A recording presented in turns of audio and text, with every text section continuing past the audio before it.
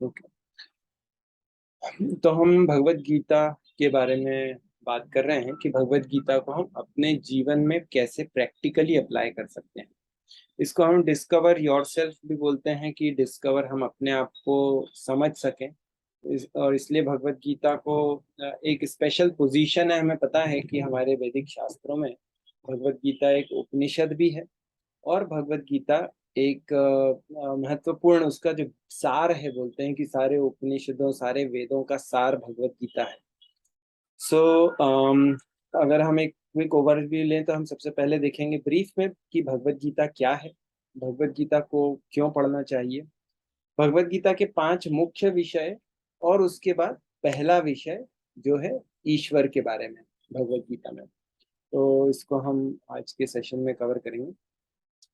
कहते हैं कि जैसे हम क्या हैं, हम एक स्पिरिचुअल बीइंग हैं जो एक मनुष्य के शरीर में है, ह्यूमन एक्सपीरियंस। तो एक्चुअली हमारे अंदर बहुत हमारी जो हम देखेंगे आगे कि जीव के बारे में क्या कहा गया है, तो हम बहुत शक्तिशाली हैं।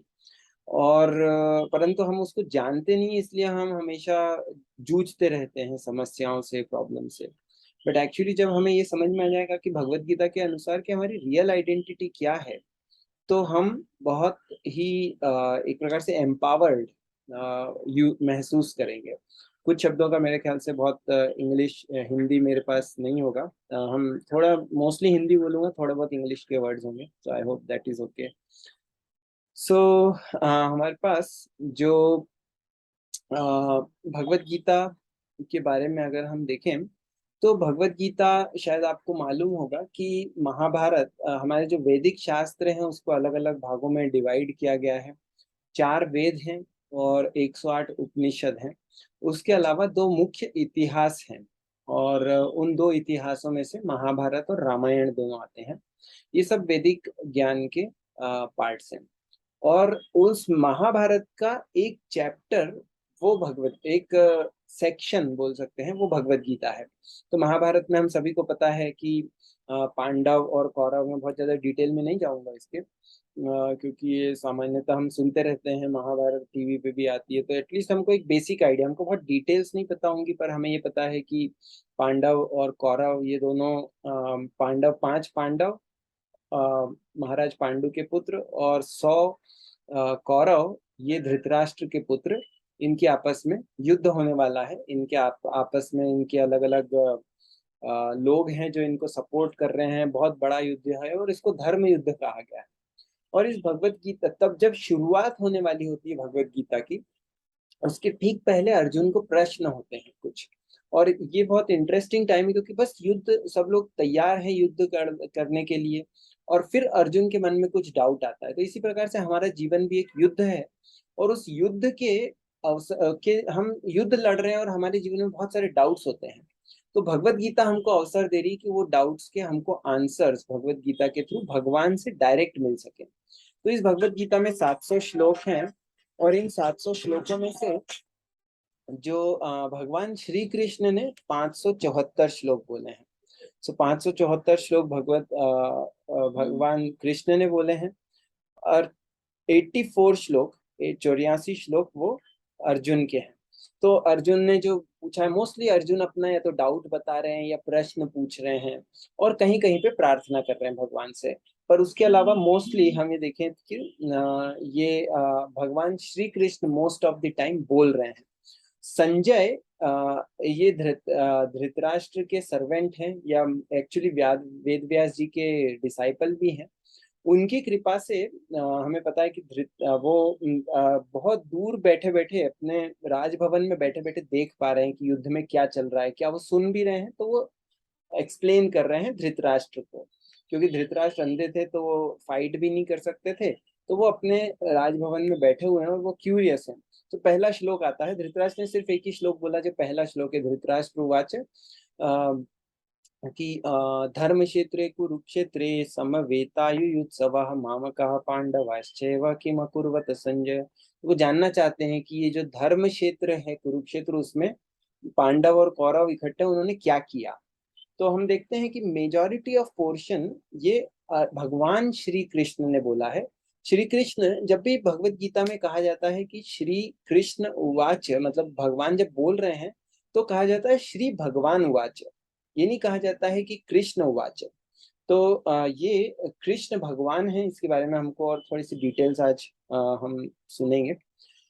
तो ये अब भगवत गीता को क्यों जानना चाहिए, भगवत गीता को क्यों पढ़ना चाहिए, क्योंकि हमारे पास इतने सारी फिक्शन है, नॉन फिक्शन है, बुक्स होती हैं। वैसे तो हमारा आजकल बुक्स पढ़ने में इंटरेस्ट ही नहीं होता है, परंतु हम फिर भी बहुत सारा रीडिंग मटेरियल, स्पेशली आज अब इंटरनेट आ गया है, तो इंटरनेट के कारण हमारे पास अथाह कंटेंट है कंज्यूम करने के लिए, देखने के लिए, सुनने के लिए, पढ़ने के लिए।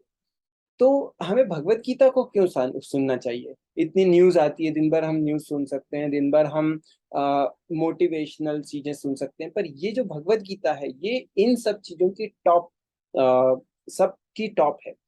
क्यों? क्योंकि ये बताती है सबसे पहले कि जीवन की दिशा और दशा को सही संदर्भ में समझना। अगर हम हमारा कॉन्टेक्स्ट क्लियर नहीं कि हम कौन हैं, अगर हमें ये नहीं पता, तो हमें हमारा गोल क्लियर नहीं होगा कि लाइफ का गोल है क्या। भगवत गीता हमें वो सिखाती है। भगवत गीता सुपरफिशियल बुक नहीं है। भगवत गीता एक इन डेप्थ चीज है जो हमको वास्तविकता जीवन जीना सिखाती है। तो इसलिए वो हमें जीवन की दिशा दिखाती है कि हमारे लाइफ का गोल क्या है, एक्चुअली क्या होना चाहिए, एक्चुअली क्या चीजें वैल्यूएबल है, इंपॉर्टेंट है, ये भगवत गीता से हमें सुनते हैं। और जैसे कि वैदिक शास्त्रों में ये श्लोक आता है, अस्तो माँ सद्गमय, तमसो माँ ज्योतिर्गमय, मृत्योर्मा अमृतम गमय। तो ये हमें भगवत गीता हमें नश्वर से शाश्वत की ओर ले जा रही है। असत मतलब जो टेम्पररी है, तो हम देखते हैं हर चीज टेम्पररी है। जो भी हम, हमारा मेरा फोन है, फोन गिर गया, टूट गया, खराब हो गया, खराब, तो वो टेम्पररी है। हम अगर देखें, जो साइंटिस्ट भी बता रहे हैं, तो साइंटिस्ट बता रहे हैं कि जो पूरी पृथ्वी है, ये पृथ्वी है, पूरा यूनिवर्स, वो भी टेम्पररी है, इवन साइंटिस्ट बोल रहे हैं। सो इस भौतिक जगत में एक्चुअली सभी कुछ टेम्पररी है, भगवत गीता में बताया गया। पर देर इज एक जगह ऐसी है, या एक रियलाइजेशन ऐसा है कि जो हमारी रियल पोजीशन है वो है इटरनल, जो सत बोलते हैं। सत का मतलब होता है कि जो कभी खत्म नहीं है। और हमारे मन से हम उस चीज को समझना हमारे लिए कठिन है, क्योंकि हमको ऐसा एक्सपीरियंस ही नहीं है। हमें पता है कि हम हर चीज देखते हैं टेम्पररी है, परंतु सत, हम अगर ये देखें, बहुत सिंपल सा लॉजिक है, क्योंकि भगवत गीता बहुत लॉजिकल है, हमारे शास्त्र बहुत लॉजिकल साइंटिफिक है। कि अगर हमें ये बोला जाए कि आप मरने वाले हो, तो हमें दुख होगा, हमें लगेगा कि ये नेचुरल नहीं है। क्यों? क्योंकि वास्तविकता में जीव इटरनल है और शरीर टेम्पररी है। तो हम जीव हैं, तो हमारे लिए अननेचुरल है कि हम मरें या हम अपना शरीर छोड़ें। तो इसीलिए ये, क्योंकि मतलब ये रियलिटी है कि हम सत, ऐसा बोलते हैं सच्चिदानंद, हमारा जो स्वरूप है वो सच्चिदानंद स्वरूप है, जो सत्य है, मतलब इटरनल है, फुल ऑफ नॉलेज है और आनंद से भरपूर है। पर हम उसको महसूस नहीं कर पाते, क्योंकि हम अपने आप को शरीर समझते हैं। ये हम थोड़ा और डिटेल में आगे डिस्कस करेंगे। परंतु तमसो माँ ज्योतिर्गमय, भगवत गीता हमको उजाला दिखाती है। एक्चुअली वो दिखाती है कि रियलिटी क्या है और हमारे आसपास की चीजों को कैसे समझना, कैसे उनसे कनेक्ट करना, वो भगवत गीता दिखाती है। मतलब उजाले में, जैसे अंधेरा हो, अगर धूप अंधेरा कहते हैं, तो मैं अपना हाथ भी मेरे सामने होगा तो मुझे दिखेगा नहीं, मुझे पता है कि मेरा हाथ मेरे सामने है, पर मैं देख नहीं पाऊंगा।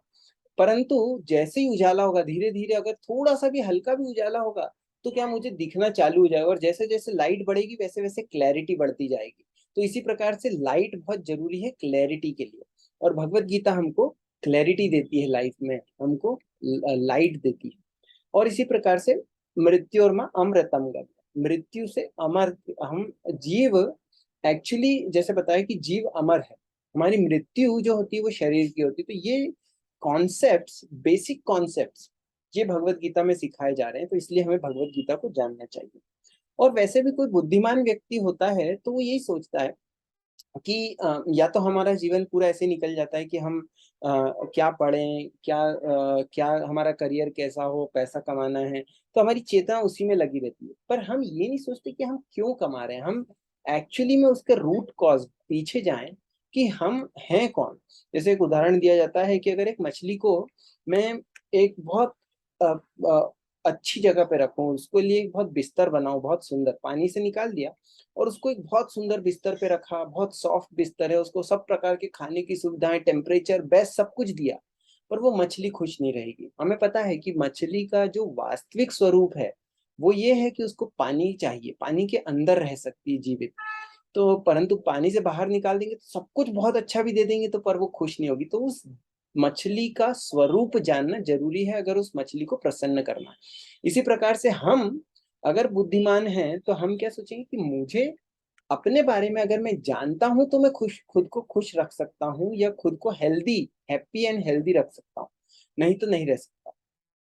तो इसलिए ये बहुत जानना जरूरी है कि मैं कौन हूँ, मेरी असली पहचान क्या है। हम कई बार उपाधियां ले लेते हैं, जैसे मेरे पास पीएचडी डिग्री है, मैंने यूएस से पीएचडी किया कंप्यूटर साइंस में, ये डिग्री है, ये मेरी असली पहचान नहीं है। मेरी असली पहचान क्या है कि मैं एक व्यक्ति हूँ और मेरे कुछ स्ट्रेंथ्स हैं, मेरी कुछ लिमिटेशंस हैं। ये डिग्री देख के कोई भी इंप्रेस हो सकता है, पर एक्चुअली मैं कौन हूँ, मेरी असली पहचान क्या है, ये भगवत गीता हमको सिखाती है। ये बुद्धिमान व्यक्ति सोचता है ये जीवन का उद्देश्य क्या है। जैसे बताते हैं कि जो जानवर होता है वो जब मरने भी वाला होता है तो वो अपनी घास खाता है, उसको कोई वो नहीं है। जैसे जानवर होते हैं उनको ये नहीं कि मुझे जीवन में ये करना है, मुझे ये करियर बनाना है, मुझे इतना पैसा कमाना है। वो क्या है, बस चल रहे हैं जैसे चल रहे हैं, उनको जीवन का कोई उद्देश्य नहीं है। हमारे को पता है परंतु मनुष्य जीवन में कि हमारे जीवन का कुछ पर्पस है, जिस पर्पस को फुलफिल करना है हम, तो वो हमें भगवत गीता से हम सीख सकते हैं। क्योंकि ये बुद्धिमान व्यक्ति इन चीजों के क्वेश्चंस पूछता है। बुद्धिमान बुद्धिमत्ता का लक्षण ही होता है कि व्यक्ति प्रश्न पूछता है। जो व्यक्ति प्रश्न नहीं पूछता, जैसा जीवन चल रहा है चलने दो, तो उसका मतलब है कि उसको वो उतना बुद्धिमान नहीं है। परंतु जो प्रश्न पूछता है, हम बोलते हैं क्यूरियोसिटी, छोटे बच्चे होते हैं वो बोलते हैं ऐसा क्यों है, ऐसा क्यों है, ये ऐसा कैसे चल रहा है। तो ये सब क्या है, ये इंपॉर्टेंट क्वेश्चंस है। पर ये एक तो सुपरफिशियल क्वेश्चंस हो गए कि आज डॉलर का रेट क्या है, आज इसका पेट्रोल का रेट क्या है, ये भी क्वेश्चंस है। पर ये बहुत सुपरफिशियल क्वेश्चंस हैं, ये चेंज होते रहते हैं, टेम्पररी। पर मैं कौन हूँ, मेरी असली पहचान क्या है, ये बहुत डीप लेवल के इटर्नल क्वेश्चंस। तो दुख क्या है, इसके कारण क्या, हम कोई नहीं चाहता हमारे जीवन में दुख आए, पर आते हैं। क्यों आ रहा है, क्यों हमको इतना सफर करना पड़ रहा है, क्या वास्तविकता में पॉसिबल है कि हम हैप्पी रह सकते हैं। ये क्वेश्चंस बुद्धिमान व्यक्ति पूछता है। ये अलग अलग प्रकार के दुख कभी रिलेटिव से आते हैं, कभी अपने अपने आप से आते हैं। हमारे शरीर में कुछ प्रॉब्लम्स है तो उसके कारण दर्द होता है। अभी पानी न्यूज में पूरा चल रहा है कि हर जगह बाढ़ आई हुई है, तो पानी के कारण इतना दुख आ रहा है, हर व्यक्ति परेशान है। तो ऐसी बहुत सारी नेचुरल कैलेमिटीज होती हैं, और जैसे अन्य लोगों ने हमको, किसी ने कुछ बोल दिया तो हमको दुख होता है। ऐसे बहुत प्रकार के दुख होते हैं, तो वो क्यों आते हैं, ये व्यक्ति को क्वेश्चन करना चाहिए।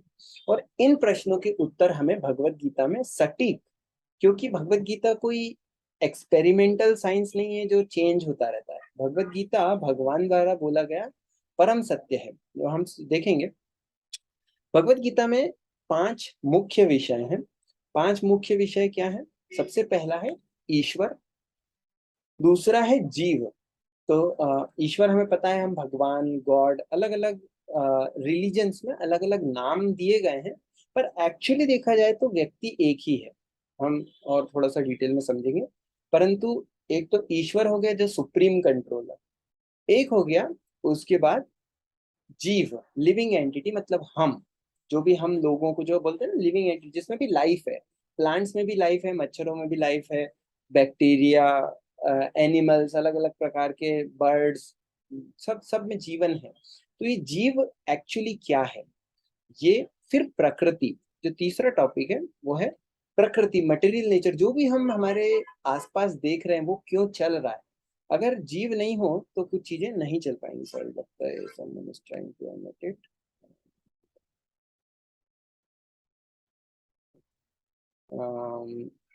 सो ओके, नो वरीज। तो हम देखते हैं कि हमारे जो प्रकृति है, सो इस प्रकृति को समझना जरूरी है, क्योंकि हम इससे इंटरेक्ट कर रहे हैं हर क्षण, हम प्रकृति से इंटरेक्ट कर रहे हैं। तो इसलिए इसको समझना बहुत जरूरी है, क्योंकि हम जहाँ पे हैं वो जगह हमको क्लैरिटी है, तो हम उस जगह से सही तरीके से निकल सकते हैं। जैसे हम कहीं रास्ते में खड़े हैं, अब उस रास्ते में हमको गोल क्लियर है, गोल हमको समझ में आ गया, अब उसका रास्ता भी समझ में आ गया कि आसपास क्या है, गड्ढा है, ये है, स्पीड ब्रेकर आएगा, तो हम उस हिसाब से नेविगेट कर सकते हैं सही तरीके से। नहीं तो क्या होगा कि हमारी राइड बहुत ऊपर नीचे होती रहेगी। तो इस प्रकृति को, जिससे हम बहुत टाइटली इंटरेक्ट कर रहे हैं, वो समझना जरूरी है। प्रकृति के बाद अगला वो पॉइंट है, वो है, सॉरी एक सेकेंड, काल।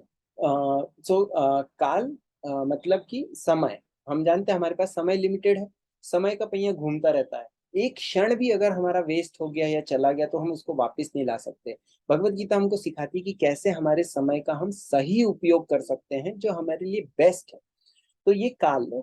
और फिर पांचवा शब्द चीज है कर्म। कर्म मतलब हम एक्टिविटीज, पूरे समय हम एक्टिविटीज कर रहे हैं। अगर हम सो भी रहे हैं तो हम एक्चुअली कुछ कर्म कर रहे हैं, हम सांस ले रहे हैं, हम खा रहे हैं, पी रहे हैं, हर क्षण हम कर्म कर रहे हैं। तो इनमें से ये जो पांच चीजें हैं, ईश्वर, जीव, प्रकृति और काल, इनको कहा गया है कि इटरनल है, शाश्वत है, मतलब हमेशा रहते हैं। और कर्म टेम्पररी है, क्योंकि कर्म का हम जानते हैं चक्र है, घूमता है। हम अच्छा कर्म करते हैं, हमको कुछ रिजल्ट मिलता है, फिर वो खत्म हो जाता है, फिर उसके बाद हम कुछ उसका फल भोगते हैं, नया कर्म करते हैं। तो इस प्रकार से, सॉरी थोड़ी लाइट चली गई। सो ये जो चीजें हैं हमारे जीवन में चलती रहती हैं। सो प्रकृति, काल, कर्म, अम, ईश्वर, जीव, प्रकृति, काल और कर्म। तो आज हम फोकस करेंगे ईश्वर के ऊपर। ईश्वर, जैसे हम सब में श्रद्धा होती है, कुछ श्रद्धा जरूरी है, परंतु हमको कुछ भी चीज को ब्लाइंडली एक्सेप्ट नहीं करना चाहिए, क्योंकि हम जो भी चीजें हम बहुत लॉजिकली, भगवत गीता एक बहुत लॉजिकल साइंस है। तो ईश्वर के बारे में हम जानना चाहेंगे तो सबसे पहले हमें आता है, ईश्वर का अर्थ है, सॉरी एक और स्लाइड थी विच इज मिसिंग, पर एनीवेज, ईश्वर, हम ईश्वर को समझने का प्रयास करें तो ईश्वर का अर्थ है कंट्रोलर, जो कंट्रोल करता है चीजों को। तो हम भी कंट्रोल करते हैं कुछ चीजों को, छोटा मोटा हम थोड़ा बहुत कंट्रोल करते हैं कि जैसे मुझे क्या खाना है, या मुझे क्या पहनना है, मैं क्या करूं, ये choices, we always have a choice. हमारी चॉइसेस लिमिटेड हो सकती है। मैं चाहूँ कि मैं आज 1 करोड़ रुपए खर्च कर दूं, तो शायद मैं नहीं कर सकता अगर मेरे पास बैलेंस नहीं है तो। परंतु हमारे अंदर, हमारे पास भी कंट्रोल, एटलीस्ट वो इच्छा जरूर होती है कि हम कंट्रोल करें। कई बार हम दूसरों को कंट्रोल करना चाहते हैं कि लोग हमारे हिसाब से कार्य करें, हमारे हिसाब से सोचें, नहीं कर पाते। परंतु ईश्वर का अर्थ है, तो यहाँ पे जो ईश्वर की बात हो रही है वो परम ईश्वर, क्योंकि जीव भी सूक्ष्म ईश्वर है। ब्रह्म संहिता के अनुसार कृष्ण वो परम ईश्वर है, जो सर्वोच्च नियंत्रक। तो ब्रह्म संहिता का पहला श्लोक ही आता है, ईश्वर परमः कृष्ण सच्चिदानंद विग्रह अनादिरादिर गोविंद सर्व कारण कारणम। कि जो कृष्ण है, जिन्हें गोविंद के नाम से भी जाना जाता है, परम भगवान है। ये समझना बहुत जरूरी है, क्योंकि कई बार लोगों को कंफ्यूजन होता है, सब बोलते हैं कि कई सारे भगवान हैं, पर एक्चुअली ऐसा नहीं है। लॉजिकली भी देखा जाए, भगवान शब्द की डेफिनेशन इटसेल्फ क्या बोलती है, ऐश्वर्यस्य समग्रस्य वीर्यस्य यशस्य श्रियः ज्ञान वैराग्य यश्चैव षण्णम इति भगंगणा।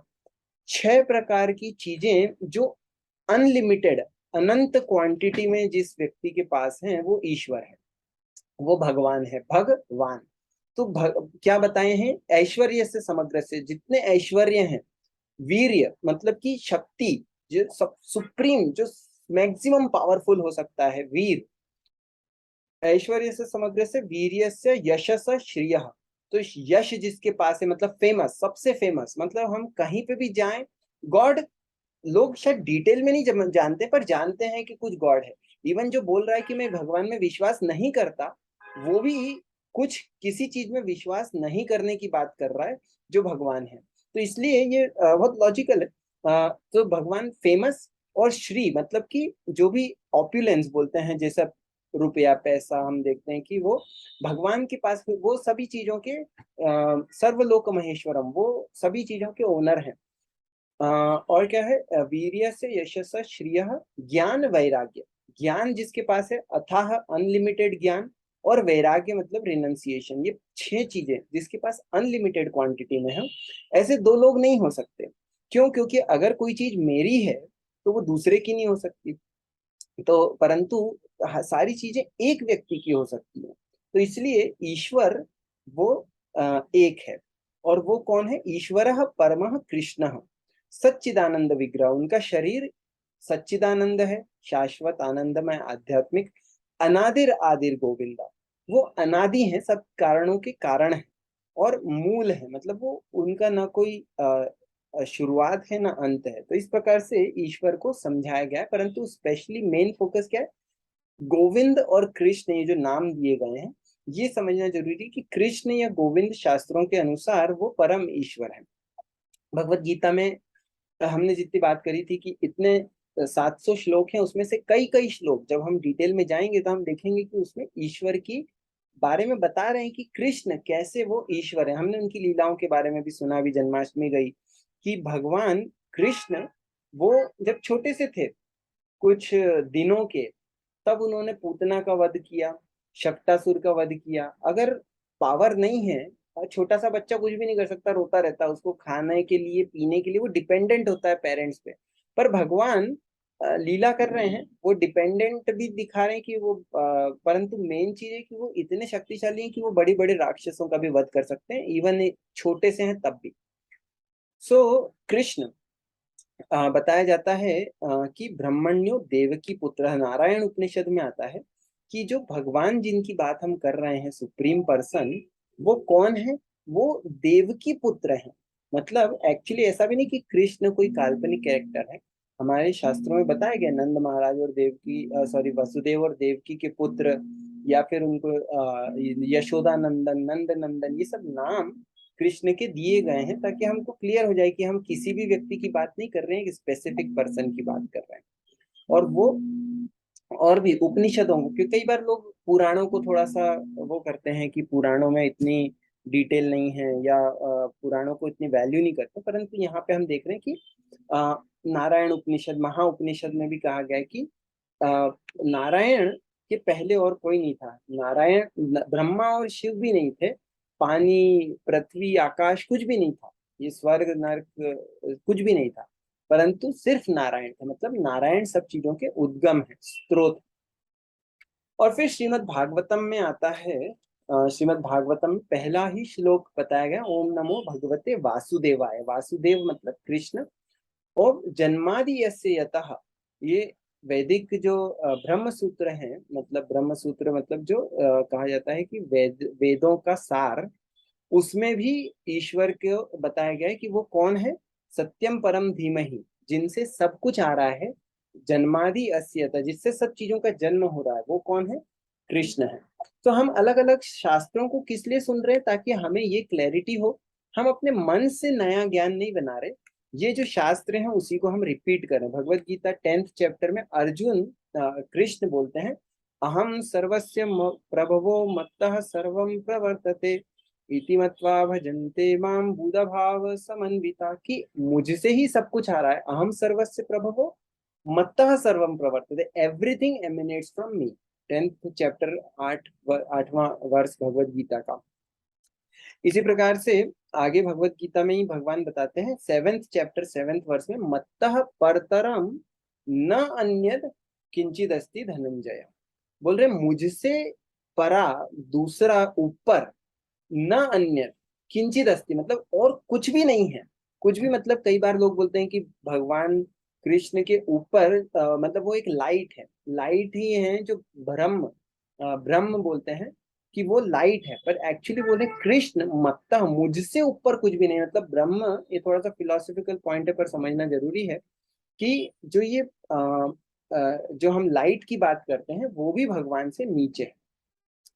फिर हम बहुत ज्यादा डिटेल में इसलिए नहीं जाएंगे क्योंकि हमारे पास समय शॉर्ट है, पर भगवान बताते हैं भगवत गीता में कि हम प्रैक्टिकली देखें तो हम भगवान को ऐसे मंदिर में जाके अर्च विग्रह के दर्शन कर सकते हैं क्योंकि वो भी भगवान है, परंतु हम डे टू डे लाइफ में भी प्रैक्टिकली कैसे भगवान को एक्सपीरियंस कर सकते हैं। तो 10th चैप्टर 7th चैप्टर में भगवान बताते हैं कि पानी का स्वाद, I am the taste of water, और जो सूर्य चंद्रमा का प्रकाश, शब्द खे पौरुषम ऋषु, ये जो ये है क्षमता है, हमारे अंदर जो भी क्षमता है, ये सब भगवान से आ रही है। और भगवान को हम हर जगह, पानी में जो अगर टेस्ट आ रहा है, हमको लाइट दिख रही है, तो ये सब कहाँ से आ रही है? सबका सोर्स भगवान स्वयं है। ये 7.8। इसी प्रकार से 7.9 में हम सुगंध सूंघते हैं, कुछ भी अच्छी सुगंध हमें अच्छी लगती है, पर उसका सोर्स हम भगवान को याद रख सकते हैं कि ये सोर्स कौन है इसका? भगवान है। हमको चीजों से भागना नहीं है, हमको चीजों को सही रूप में देखना है। Heat in fire, life of life, जीवनम सर्वभूतेषु, तपस तपश्चास्मि तपस्विषु। 7th चैप्टर 9th वर्स में बोलते तपस्वियों की जो तपस्या है, जीवों का जो सब जीवन है, वो भगवान है। 7th चैप्टर 10th वर्स में भगवान बोलते हैं कि बीजम माम सर्वभूतानाम, में सभी चीजों का बीज हूँ। बुद्धिर बुद्धिमतामस्मि तेजस तेजस्वी नाम। कि ये जो तेज है, मतलब पावर है, शक्ति है, वो कहाँ से आती है? भगवान से आती है। इंटेलिजेंस, हम चाहते हैं कि हम इंटेलिजेंट बने, पावरफुल बने, तो ये बहुत सिंपल सॉल्यूशन भगवत गीता में बताया गया है। सिंपल हम समझ सकते हैं। जैसे अगर मैं मेरे कोई परिचित है, वो दो एग्जाम्पल दूंगा जो बहुत मुझे रेलेवेंट लगते हैं। कि जैसे मेरा कोई रिश्तेदार है, वो कह दे लेट्स से कि मुख्यमंत्री बन गया राज्य का, या प्रधानमंत्री बन गया। अगर मेरा रिश्तेदार इतनी पावरफुल पोजीशन में है, तो मुझे क्या होगा? मैं बहुत कॉन्फिडेंट हो, मैं कुछ भी कर सकता हूँ, कोई भी आ जाए मुझसे, मैं मतलब मुझे शक्ति लगेगी कि हाँ मैं बहुत शक्तिशाली हूँ, क्योंकि मेरा एक संबंध एक शक्तिशाली व्यक्ति से है। इसी प्रकार से अगर हम हमारे संबंध जो भगवान के साथ एक शाश्वत संबंध, अगर उसको समझ लें, जैसे भगवान ने बताया बीजम माम सर्वभूतानाम, भगवान हर चीज हर सबके फादर हैं, पिता। तो भगवान अगर हमारे पिता हैं, तो फिर जो कि सुप्रीम पावरफुल है, हमने सुना भगवान शब्द का मतलब ही यही है, तो फिर हमें चिंता करने की जरूरत क्या है? हम मतलब बहुत पावर हम उनसे डिराइव कर सकते हैं। दूसरा एग्जाम्पल जो मुझे बहुत अच्छा लगता है, कि मान लीजिए मुझे पानी की जरूरत है। अब पानी मुझे कहीं ना कहीं नल में से आता है। अब नल में से आ रहा है, पर पानी फिर कभी जब टंकी में खत्म हो जाता है, तो पानी खत्म हो जाता है। पर हमें पता है कि समुद्र में अथाह पानी है। अगर मेरा कनेक्शन सीधे समुद्र से, मैंने एक पाइप जोड़ लिया और एक मोटर लगा दी, तो क्या मुझे पानी के बारे में सोचना पड़ेगा कभी कि मेरे पास पानी खत्म हो जाएगा? नहीं, मेरे पास जितना पानी मैं चाहूं उतना मैं ले सकता हूँ, क्योंकि समुद्र में से हम कितना भी पानी निकाल लें, खत्म नहीं होगा। तो इसी प्रकार से भगवान जो हर चीज के सोर्स हैं, अगर हम उनसे डायरेक्टली कनेक्टेड हैं, तो हम सोच सकते हैं कि हमारी जो भी जीवन में जरूरतें हैं, वो भगवान पूरी कर सकते हैं। तो इसलिए ये भगवान की, और ये भगवान से हमारा, भगवान बता रहे हैं भगवत गीता में उनके बारे में कि वो क्या है। ये तो हम एक बहुत छोटा सा वो देख रहे हैं, क्योंकि भगवत गीता के 700 श्लोकों को डिस्कस करने में थोड़ा समय लगेगा। हम एक सार रूप में देख रहे हैं कि ईश्वर के बारे में क्या कहा गया।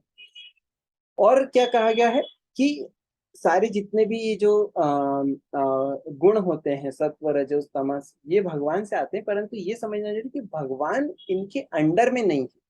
क्योंकि कई बार लोगों को लगता है कि भगवान ने चोरी करी, भगवान ने ये किया, भगवान ने ये गलत किया। हम जज करते हैं कि कृष्ण ने गलतियां की, उसका मतलब है कि हमें ये लगता है कि हम ज्यादा समझदार हैं, भगवान से ज्यादा समझते हैं। पर वो गलत है। एक्चुअली भगवान को हम क्वेश्चन नहीं कर सकते। भगवान बता रहे हैं कि वो इन गुणों के प्रभाव में नहीं है। कि जैसे हमको गुस्सा आ जाता है, हमको डर लगता है, या जो भी है, बहुत सारे हमारे जो लिमिटेशंस हैं, भगवान में ऐसी लिमिटेशंस नहीं, क्योंकि वो गुणों के प्रभाव में नहीं। ऐसे ही अगर अब हम बोल सकते हैं कि कृष्ण बोल रहे हैं, ये तो मैं खुद बोलूं कि मैं ऐसा हूँ, महान हूँ, परंतु ऐसा नहीं। अर्जुन भी इस चीज की पुष्टि करते हैं। 12वें और 13वें वर्ष में भगवत गीता में बोलते हैं परम ब्रह्म परम धामम पवित्रम परमम भवान। और फिर ये बोलते हैं कि आप पर ब्रह्म हैं, परम धाम है, पवित्र है, परम है। और फिर ये बोलते हैं कि सिर्फ मैं ये नहीं बोल रहा, आहुस्त्वाम ऋषिय सर्वे देवर्षि नारदस्तथा। क्योंकि कोई बोल सकता है क्वेश्चन, क्योंकि व्यक्ति को क्वेश्चन करना तो कुछ भी कर सकता है, बोल सकता है कि अर्जुन तो मित्र हैं, वो ऐसे ही हम जैसे कई बार नहीं क्या बोलते, मक्खन लगाते हैं किसी को, तो इसलिए मक्खन लगा रहे होंगे।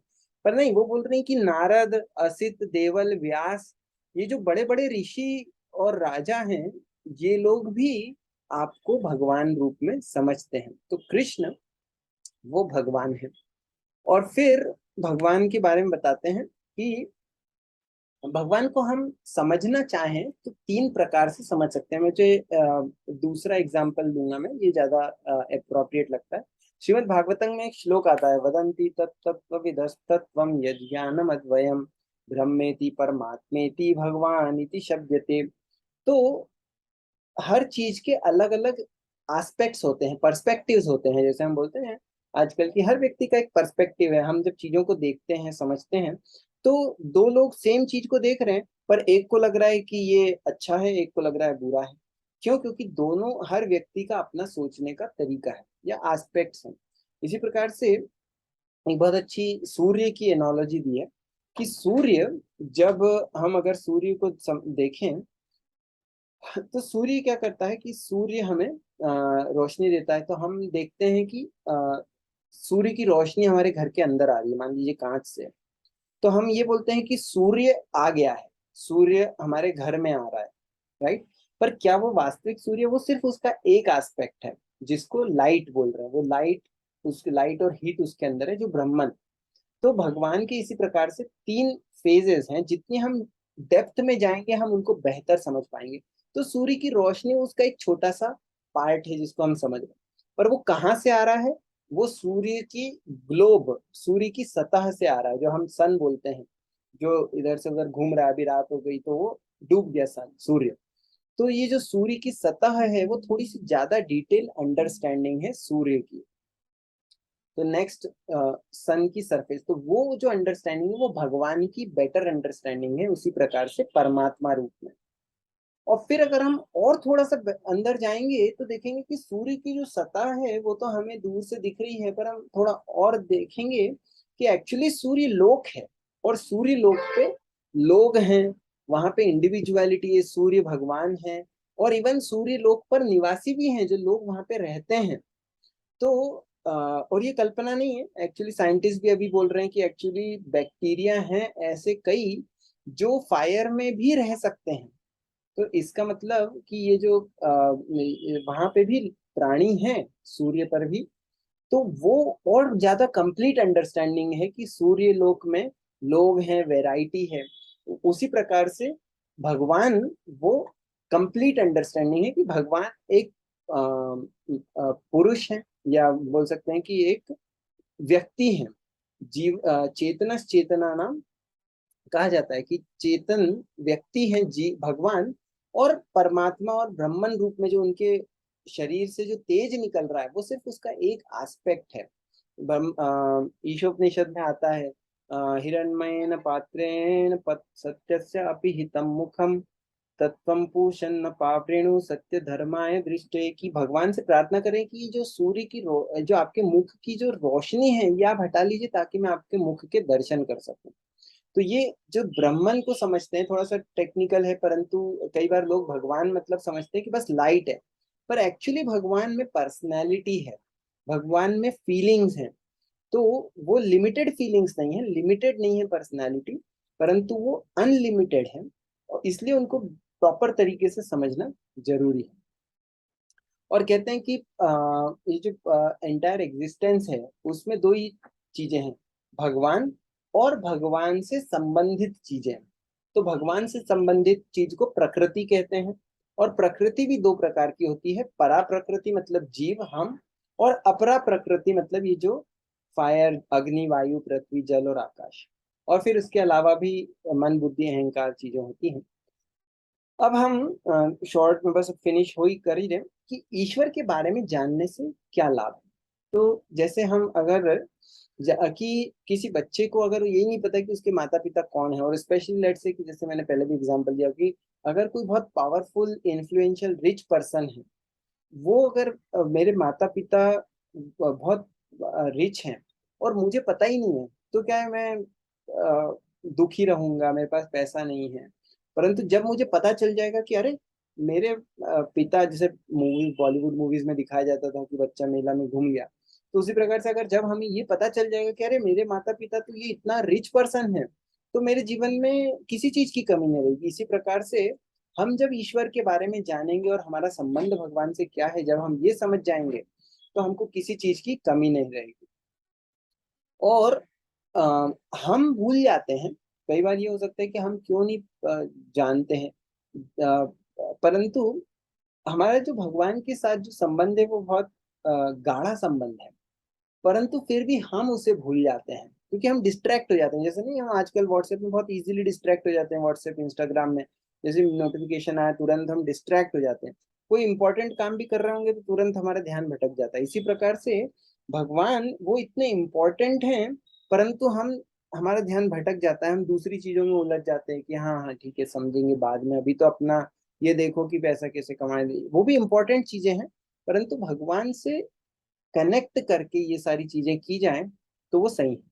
तो भगवान हमें नहीं भूलते, वो हमारे हृदय में हमेशा हमारे साथ रहते हैं। एक्चुअली हमको वो हर क्षण बुद्धि देते रहते हैं, हम सुनते नहीं हैं। हम एक और सेशन लेते हैं वेंसडेज को, रिक्लेम योरसेल्फ, जिसमें हम इमोशनल अवेयरनेस की बात करते हैं। और उसमें हम काफी डीप में ये जाते हैं कि हम कैसे अपना जो इंट्यूशन है, ये सुपर सोल जो परमात्मा हमारे हृदय में, उनसे कैसे कनेक्ट कर सकें। ये इंपॉर्टेंट क्योंकि वो हमारे हृदय में हमेशा है, परंतु हमारे वेल विशर, परंतु हम उनसे कनेक्ट नहीं कर पा रहे। बहुत सारे श्लोक भगवत गीता में आते हैं। 5th चैप्टर में श्लोक आता है, भगवान बताते हैं सूर्यदम सर्वभूता नाम, कि मैं तुम्हारा बेस्ट फ्रेंड हूँ। क्योंकि हमें लगता है कि हमें कोई कंपेनियन चाहिए, ऐसा व्यक्ति जो परफेक्ट हो, जो हमें जज नहीं करे, जिसके साथ हम बहुत कंफर्टेबली हर चीजें शेयर कर पाए, जिसको तो मतलब ऐसा व्यक्ति जो वास्तविकता में हमारा अच्छा सोचे, जिसका कोई एजेंडा नहीं हो, जो हमें मैनिपुलेट नहीं करे। परंतु क्या होता है, हमें ऐसे लोग मिलते नहीं है। हर व्यक्ति की कुछ लिमिटेशंस होती है, पर भगवान की कोई लिमिटेशन नहीं, उन्हें उन्हें हमसे कुछ चाहिए नहीं, वो हमारे ऊपर डिपेंडेंट नहीं है। तो he is the best friend. तो वो, अगर हम भगवान को समझ पाए तो हमें एक ऐसा मित्र मिलेगा जब हम उनसे जुड़ जाएंगे, जो हमें सब मतलब जो बेस्ट हमें मिल सकता है, ऐसा व्यक्ति जो हमारे जीवन में होना चाहिए। कुछ मित्र ऐसे होने चाहिए जो हमारे लिए कुछ भी कर सकते हो, जो हमें बहुत मतलब स्पेशली मुझे, जो हम इमोशनल अवेयरनेस वाले आत्मशक्ति के सेशन में भी बात करते हैं, कि नॉन जजमेंटल हो, जो हमें जज नहीं करें। कभी हमसे कुछ गलती हो जाए तो हमको ये नहीं बोले कि अरे तुमने ऐसा कैसे कर दिया, या हम नेचुरल फील करें उनके साथ। ये भगवान के साथ पॉसिबल है। और वो हर जीव, कोई भी जीव हो किसी भी योनि में, इवन कुत्ता हो, सुअर हो, हम इन लोगों को जज करते हैं कि अरे ये तो गंदे जीव है, पर भगवान उनके भी हृदय में परमात्मा स्वरूप में स्थित रहते हैं। ये भगवान की कृपा है, ये भगवान का प्रेम है हमारे प्रति। पर हम उसे भूल चुके हैं। पर भगवत गीता पढ़ने से हम वो उसको रिवाइव कर सकते हैं। जैसे भगवान 7 चैप्टर में बोलते हैं शुरू में कि कि मैया सक्त मना पाता, मुझसे आसक्त हो। और कैसे होगा, जब हम भगवान के बारे में सुनेंगे, जब हम सुनेंगे कि यथा ज्ञास्यसि तत् शृणु, भगवान बोलते सुनो मेरे बारे में, तो तुम भगवान को जान पाओगे, मुझसे आसक्त हो पाओगे। और एक और चीज जो मुझे बहुत अच्छी लगती है, 9th चैप्टर में भी शुरू शुरू में सबसे पहले भगवान बोलते हैं कि ये जो ज्ञान मैं तुम्हें दे रहा हूँ, मतलब भगवान के बारे में जो मैं बता रहा हूँ अपने बारे में, कृष्ण बोल रहे हैं, यज ज्ञात्वा ज्ञानम विज्ञान सहितम, यज ज्ञात्वा मोक्ष से अशुभा। इसको जानकर, ये ज्ञान है और ये विज्ञान है, ये बहुत प्रैक्टिकल है। और इसको जानकर तुम्हें मोक्ष से अशुभात, अशुभ से मुक्ति मिलेगी। तो जब हम परमात्मा के बारे में, भगवान के बारे में जानते हैं, तो हमें क्या समझ में आएगा कि हम उनसे कैसे कनेक्ट कर सकते हैं, हमारी वास्तविक स्थिति क्या है, हमारा एक्चुअल नेचर क्या है, आइडेंटिटी क्या है, हमारी ड्यूटीज क्या है, हम वास्तविक खुशी कैसे प्राप्त कर सकते हैं। ये जो भौतिक संसार में अलग अलग प्रकार के दुख हम नहीं चाहते फिर भी आते हैं, कॉम्प्लेक्सिटीज आती हैं हम नहीं चाहते फिर भी आती हैं। तो ये, इनसे हम कैसे छुटकारा पा सकते हैं। और हमारा जो वास्तविक जो मनुष्य जीवन हमको जो बहुत दुर्लभ है, ऐसा कहते हैं, दुर्लभ ही मानुषम जीवन, इसको हम कैसे, इसका गोल प्राप्त कर सकते हैं। तो और भगवान के साथ हमारा जो संबंध है, क्योंकि हम जीव हैं और भगवान अनलिमिटेड पावरफुल है, वो हमको एम्पावर, अनलिमिटेडली एम्पावर कर सकते हैं। उसको करने के लिए क्या है, हमको उनसे कनेक्ट करना। जैसे मैंने पाइप का एग्जांपल दिया था कि अगर हम पाइप से कनेक्टेड हैं तभी हमें पानी मिलेगा। समुद्र में अगर हम सिर्फ सोचें कि हमको समुद्र का सारा पानी है मेरे घर में मिल जाए जब इच्छा हो, तो वो नहीं मिलेगा। हमको एक पाइप चाहिए, इसी प्रकार से कनेक्शन चाहिए। जैसे सेलफोन का भी एक कनेक्शन होना चाहिए। नेटवर्क अगर नहीं आ रहा है, सिग्नल नहीं आ रहा है, तो हम कनेक्ट नहीं कर पाएंगे, सुन नहीं पाएंगे। तो भगवान से सीधे कनेक्ट करने के दो तरीके हैं स्पेशली: जप, भगवान के नाम को लेना, और भगवान के बारे में सुनना। क्योंकि जब भगवान का नाम ले रहे हैं तो हम डायरेक्ट भगवान को कॉल कर रहे हैं और भगवान वहां पर उपस्थित हो जाते हैं। बोलते हैं कि भगवान अभिन्नत्व नाम नामी है, भगवान और भगवान के नाम में अंतर नहीं है। तो इसलिए जप बहुत महत्वपूर्ण है। दूसरा, जब हम उनके बारे में सुनते हैं, जैसे अभी आज का सेशन था 45 मिनट्स या सो, हमने सुना भगवान के बारे में कि वो कौन है, क्या है, उनकी शक्तियों के बारे में, उनको हम कैसे उनसे कनेक्ट कर सकते हैं। तो ये श्रवणम। और ये जब हम बार बार सुनते हैं ध्यान पूर्वक, थोड़ा समय लगता है। हमारे पास 24 घंटे, 24 घंटे में से हम अगर दिन में 10 मिनट, 15 मिनट, 1 घंटा, आधा घंटा निकालें, तो हम निकाल सकते हैं। अगर हम फोकस्ड हैं, अगर हमें क्लैरिटी कि हाँ ये करना इम्पोर्टेंट है, ये समझना है कि इम्पोर्टेंट है, तो हम उन इम्पोर्टेंट चीजों के लिए समय निकालते हैं। और अभी तो हमारे सेशंस वंस अ वीक हैं, मतलब कि कई घंटों में से हमको सिर्फ 45 मिनट्स निकालना। जप कैसे करे जाए ये बताया गया है। हरे कृष्ण महामंत्र शास्त्रों में रिकमेंड किया है, इसके बारे में हम कभी और डिटेल में बात करेंगे। बहुत सारे मंत्र हैं, परंतु स्पेसिफिकली हरे कृष्ण मंत्र को कली युग में रिकमेंड किया गया है। और श्रवणम मतलब भगवत गीता, श्रीमद् भागवतम या अन्य शास्त्र जो भगवान के बारे में सही जानकारी दे रहे हैं, जो परंपरा में आ रहे हैं। एवं परंपरा प्राप्तम, भगवान बोलते हैं भगवत गीता में कि ये ज्ञान को परंपरा से प्राप्त करना जरूरी है। ऐसा नहीं कि कुछ भी आ रहा है व्हाट्सएप पे, फॉरवर्ड आया, हमको अच्छा लगा, हमने उस पर विश्वास कर लिया और उसको आगे भी भेज दिया। हमने उसकी वास्तविकता में है कि नहीं। जैसे मेरा गीता सार चलता था पहले, आजकल नहीं उतना सुनने में आता।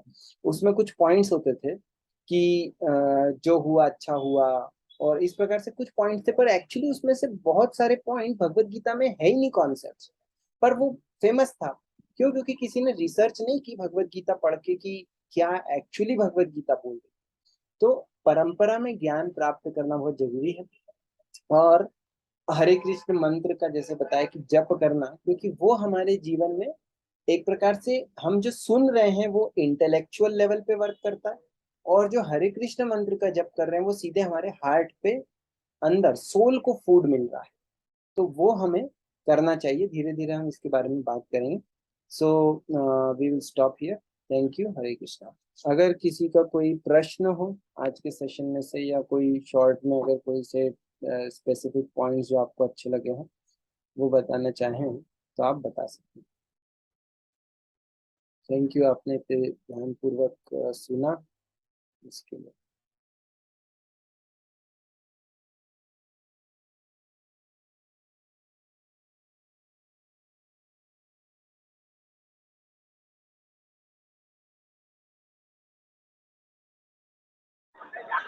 हरे कृष्णा प्रभु जी। भैया चले जाएंगे यार। मेरी आवाज आ रही है? आ रही है। ये आज आपने बहुत अच्छे से बताया, जैसे कि मतलब हम इस भौतिक संसार में व्यक्ति दुख भोग रहा है, तो आपने बताया कि हमेशा इसमें भौतिक संसार में एक्चुअली दुख ही है। और कैसे भौतिक संसार में व्यक्ति दुख भोगते हुए, पर तो भी इस मनुष्य जीवन में उसके पास एक अपॉर्चुनिटी है कि वो भगवान की तरफ मूव फॉरवर्ड कर सकता है, क्योंकि दूसरी स्पेशीज ऑफ लाइफ में नहीं है। जैसे आपने एक एग्जांपल दिया कि जैसे बकरी है या कोई जानवर है, वो मरते वक्त भी घास ही खाता है, उसको कोई करियर वरियर की चिंता नहीं है। पर क्योंकि ये गोल्डन अपॉर्चुनिटी है ह्यूमन फॉर्म ऑफ लाइफ, तो इसमें व्यक्ति सुप्रीम पर्सनैलिटी ऑफ गॉडहेड के बारे में, भगवान के बारे में समझ सकता है, सुन सकता है। और वैसे भी हम देखते हैं कुत्ते को कोई मंदिर में अलाउ नहीं करेगा, नहीं बकरी को, नहीं किसी जानवर को, या तक कि गाय को भी व्यक्ति गौशाला में ही रखते हैं। गाय जो एक्सेप्शनल है, पर दूसरे मतलब जो भी है इनको ऊपर इस ह्यूमन फॉर्म ऑफ लाइफ में है। और जैसे आपने बताया कि मतलब एंड में की चैंटिंग करना चाहिए, दो चीजें सुनना चाहिए भगवान के बारे में, ये विंग्स है। और जैसे जो बकवास नॉलेज आता है व्हाट्सएप पे जो अनऑथोराइज है, उसको फॉलो नहीं करना चाहिए, उसकी तरफ मूव फॉरवर्ड नहीं करना चाहिए, क्योंकि उसमें कोई एक डेप्थ नहीं है, और वो मतलब एक एक खुद का ही स्पेकुलेटेड है। वो भगवत गीता नहीं है। जैसे कई लोग भगवत गीता के ऊपर अपनी कमेंट्री भी देते हैं, तो वो गलत है। भगवत गीता जो एज इट इज है, भगवान कृष्ण ने बताई गई है, वही एक तरह से जेन्युइन है। ये आपने बहुत ट्रेडिशनल नॉलेज और बहुत ही ओल्ड नॉलेज बहुत ही अच्छे फॉर्म में पीपीटी के फॉर्म में प्रेजेंट किया। बहुत बहुत थैंक यू आपका।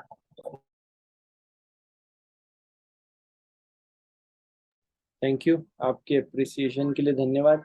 एक और चीज की, ये पावर पॉइंट वैसे मैंने नहीं बनाया, ये अन्य भक्तों ने बनाया है। ब्रजमोहन प्रभु, दामोदर विलास प्रभु मित्र हैं, तो उन्होंने मुझे उनसे मिला है।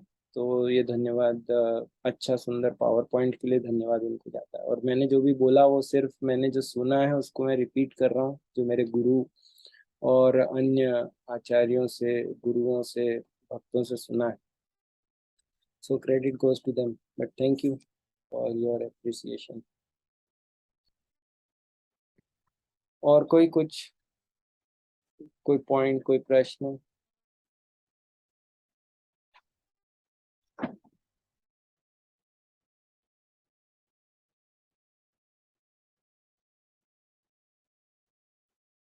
Hare Krishna. Hare Krishna, Prabhuji. Am I Yes, audible? yes, I can hear you. Yes, Prabhuji. हाँ, आज की क्लास बहुत ज़्यादा वैल्यूएबल थी and I liked all the points. और जो आपने एक पॉइंट शेयर किया था कि chanting Hare Krishna Mahamantra is like a food for our soul. तो हाँ, वो बहुत ज़रूरी है. And as today is your birthday, I want to share some lines. Okay, thank you. Yes. Thanks for being my mentor. I hope today brings you great joy. You're the best mentor I could ask for. Thank you for everything you do to help me improve and to help me in my growth also. I consider myself very grateful to have your mentorship. Happy Krishna conscious birthday. Thank you. Hare Krishna. Thank you very much. Thank you, Dimple. That was so sweet. And I'm glad and happy to be able to serve. So, वैसे तो वेदांत Wednesday को we have another session of Atma Shakti about emotional awareness. So please try to attend that. Yes, आप बोल रहे हैं कुछ पापा? मैं तो हमने आज बड़ी अच्छी बात समझी, भगवत गीता को क्यों जानना चाहिए। मैं सोचता हूँ बेसिक प्रश्न ही है और इसको हम इसी विषय पर और आगे बात करेंगे, समझेंगे तो बहुत अच्छा रहेगा। और आज नया एक तरह से ये सेशन शुरू हुआ है जो आपके आज जन्मदिन से मैच भी करता है। तो जन्मदिन की बधाई भी बहुत बहुत, और नया सेशन, नया टॉपिक शुरू करने के लिए भी बहुत बहुत बधाई।